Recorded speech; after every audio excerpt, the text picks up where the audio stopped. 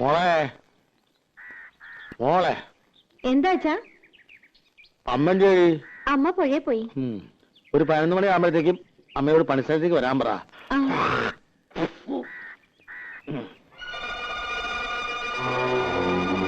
വാ കേറിയിരിക്ക. എവിടെ നിങ്ങളുടെ മരുമോൻ? അവനിവിടെ ഇല്ല, വീട്ടിൽ പോയിരിക്കുക. തത്തമംഗലത്തിന് 2 ദിവസം കഴിഞ്ഞ് വരും. ദിവാകര, കഴിഞ്ഞത് കഴിഞ്ഞു, നീ ഉണ്ടാവാണ്ട് നോക്കുക. ഞാൻ അവനോട് പറഞ്ഞിട്ടുണ്ട്, നിന്റെ വിഷമം എനിക്ക് മനസ്സിലാക്കാൻ കഴിയും. എന്റെ വിഷമം ആരും മനസ്സിലാക്കണ്ട. ഞാൻ വെറും കരിവേപ്പില. ഞാൻ എന്താ ചെയ്യണ്ടേ? നിങ്ങൾക്കറിയുമെന്നറിയില്ല. തലയിൽ വെച്ച പേനരിക്കും, താഴത്ത് വെച്ച ഉറുമ്പരിക്കും എന്ന് പറഞ്ഞ പോലെ ഞാൻ അവളെ വളർത്തിയത്. മുറപ്പെണ്ണാണെങ്കിലും എന്റെ സ്വന്തം അനിയത്തി അല്ല, മോളെ പോലെ ഞാൻ അവളെ നോക്കിയത്. ഓർമ്മയിൽ പോലും ഒരാണിന്റെ കണ്ണോടെ കണ്ടിട്ടില്ല. അതായിരിക്കും എന്റെ തെറ്റ്. അത് പോട്ടെ. കല്യാണം കഴിയുമ്പോ ഇതൊക്കെ അങ്ങോട്ട് മറക്കൂടാ. മറന്നില്ലെങ്കിലോ? വേണ്ട കുഞ്ഞുട്ടേട്ടാ, അവള് സുഖായിരിക്കണം, അത് മതി എനിക്ക്. ജാതിയുടെ കാര്യത്തിൽ പ്രശ്നമില്ലെങ്കിൽ അയാളുടെ അച്ഛനോട് അമ്മയോടൊക്കെ ആലോചിച്ചിട്ട് നിങ്ങൾ എല്ലാവരും കൂടെ അവളെ വന്ന് കാണണം. എന്തിനാന്ന്? പെണ്ണു കാണാൻ, എന്നിട്ട് അവളെ കെട്ടാൻ. അത് നടക്കുമെന്ന് തോന്നണല്ലോ എനിക്ക്. നടന്നേ പറ്റൂ. ജാതി നോക്കിയിട്ടൊന്നുമല്ലോ സ്നേഹിച്ചത്, മോഹിപ്പിച്ചിട്ട്. ഇതെന്താ തമാശ? അങ്ങനെ ഊരിപ്പോവാനാണെങ്കിൽ അതവന്റെ അവസാന. ഓർത്തോ?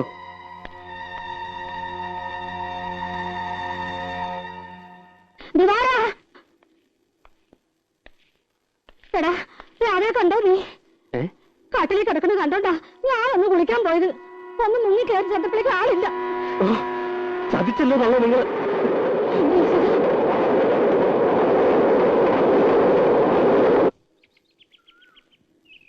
ഇത് കട്ടൻ ചായ പറഞ്ഞിട്ട് പഞ്ചസാരയില്ല, വാങ്ങാൻ പറ്റിട്ടുണ്ട്. ഏട്ടനെ കാണാൻ ഒരു പെണ്ണ് വന്നിരിക്കണ. പെണ്ണോ?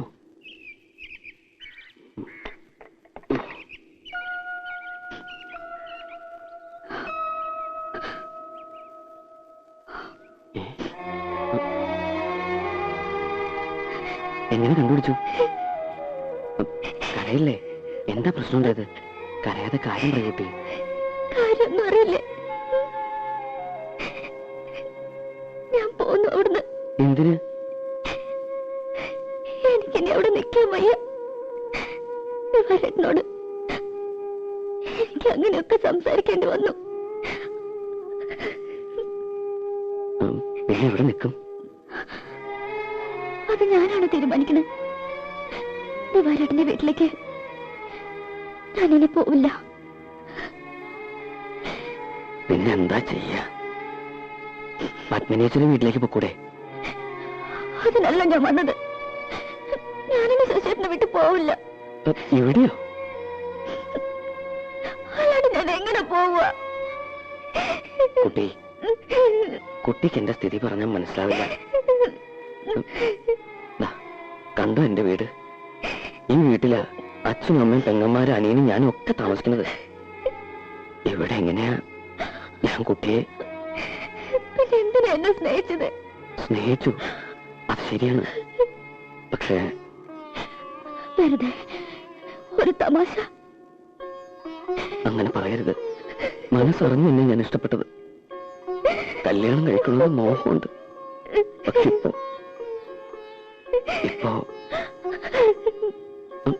ഇപ്പോ എനിക്ക് വയ്യ.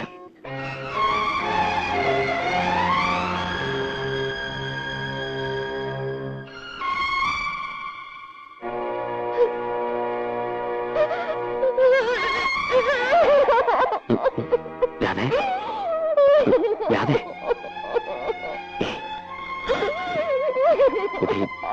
എന്താ ഇത്?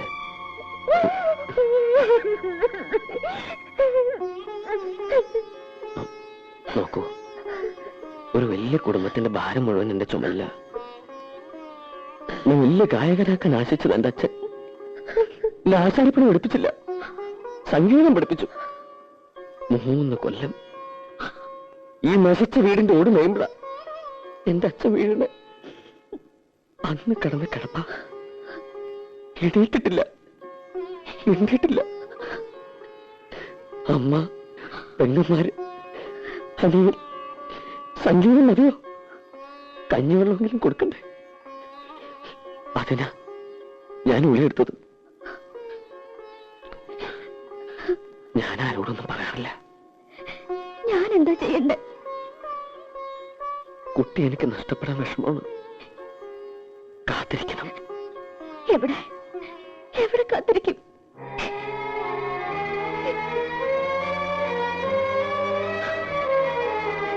എനിക്കൊരു പായ വരിക്കാൻ ഇടം കിട്ടിയാൽ മതി. അത്ര കാര്യമുണ്ടെങ്കിൽ എന്നോട് കാട്ടിക്കൂടെ?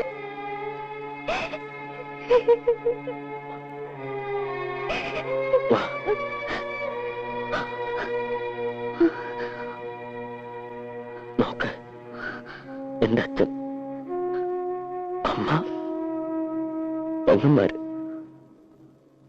ഒരു മുറിയുണ്ട്.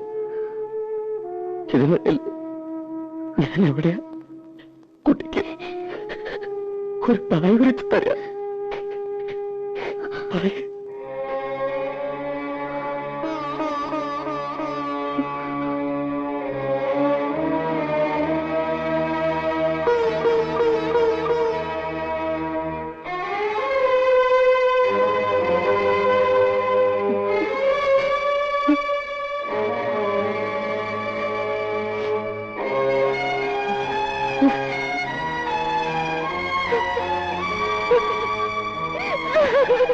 മോനെ, ആ കുട്ടി പോയി രക്ഷപ്പെട്ടോട്ടടാ. അമ്മ, പാവം. അവള് എന്നെ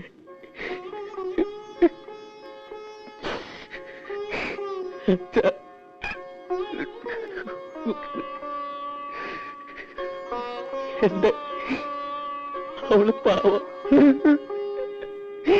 എനിക്കൊന്നും അറിയില്ല.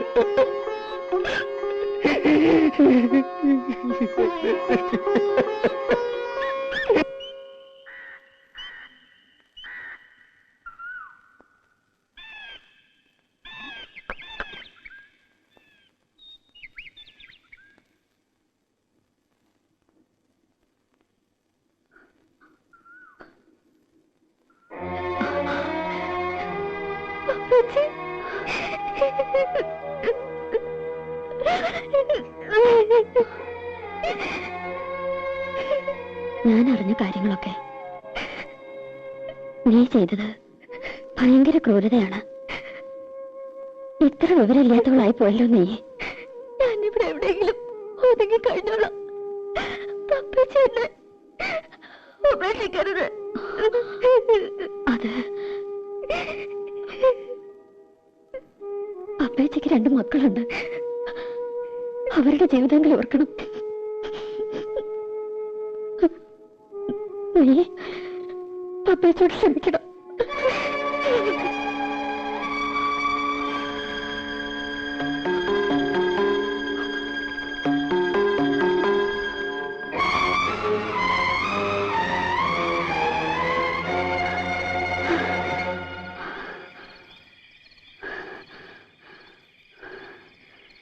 നിന്നെ കാണാനില്ലെന്ന് കേട്ടു.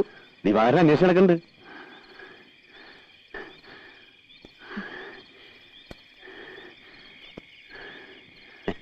ചന്ദ്രേട്ടൻ ഇപ്പോഴും വാക്ക് മാറ്റിയിട്ടില്ല കേട്ടോ. ചന്ദ്രേട്ടൻ അത്രയ്ക്ക് ജീവനാ നിന്നെ. നിന്നെ ഞാൻ പോലെ നോക്കിക്കോളാം. എന്താ രാത്രിയത്? ഞാനൊന്നും വിടില്ല. എന്നെ കഴിഞ്ഞ് ഇനി രക്ഷപ്പെടാൻ ഞാൻ സമ്മതിക്കാം.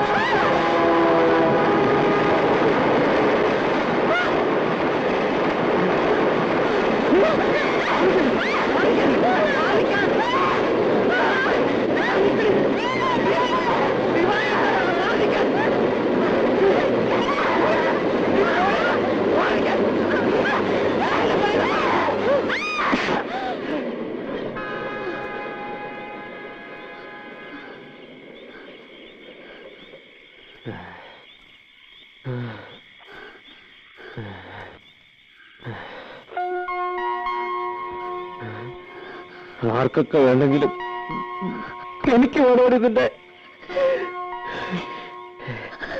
എനിക്ക് വേണം.